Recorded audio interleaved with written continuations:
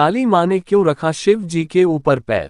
प्राचीन काल में राक्षस अपनी तपस्या के बल पर ऐसी शक्तियां प्राप्त कर लेते थे जिनके सामने टिकना देवताओं के लिए भी मुश्किल हो जाता था।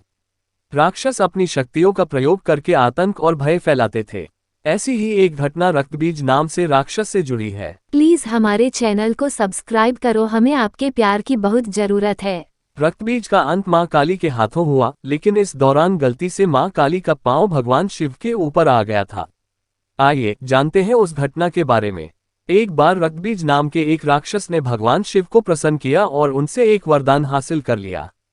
रक्तबीज को यह वरदान मिला था कि उसका खून जहां भी गिरेगा वहां से उसी के समान राक्षस पैदा हो जाएगा। रक्तबीज को अपने इस गुण पर बहुत अभिमान था, इसलिए उसने अपनी शक्तियों का गलत इस्तेमाल करना शुरू कर दिया। घमंड में चूर रक्तबीज ने देवताओं को युद्ध के लिए ललकारा। देवता रक्तबीज से लड़ने के लिए आ गए, लेकिन जहां भी रक्तबीज का रक्त गिरता वहां से एक और रक्तबीज पैदा हो जाता। इसका परिणाम ये हुआ कि बहुत सारे रक्तबीज पैदा हो गए, जिन्हें हराने का कोई रास्ता देवताओं को दिखाई नहीं दे रहा था। घबरा कर सभी देवता मां दुर्गा के पास पहुंचे और अपने प्राणों की भीख मांगने लगे। मां दुर्गा ने रक्तबीज के वध के लिए काली का रूप धारण कर लिया। रक्तबीज को देखकर मां काली क्रोध से भर उठी और अपनी जीभ को इतना फैला लिया कि सारे रक्तबीज उसमें समा गए। अब जहां भी रक्तबीज का रक्त गिरता मां काली उसे पी जाती। रक्तबीज को समाप्त करते हुए मां इतनी क्रोधित हो गईं कि उनको शांत करना मुश्किल हो गया।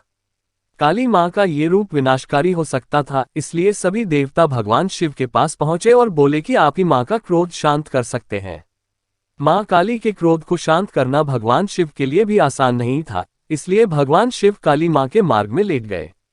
क्रोधित मां काली ने जैसे ही भगवान शिव के ऊपर पांव रखा वो झिझक कर ठहर गईं और उनका गुस्सा शांत हो गया।